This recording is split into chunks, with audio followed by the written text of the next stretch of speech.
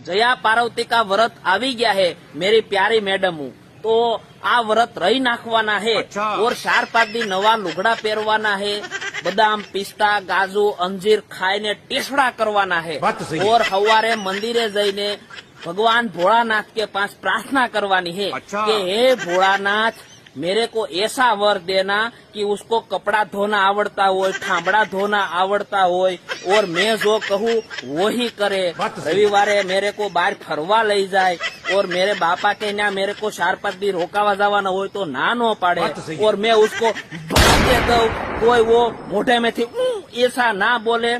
भगवान के पास से तू मेरे को ऐसी प्रार्थना करीने आवा वर मेळवी लेवाना है और भगवान की कृपा होगी तो तमेरे को आवा वर जरूर मळेगा।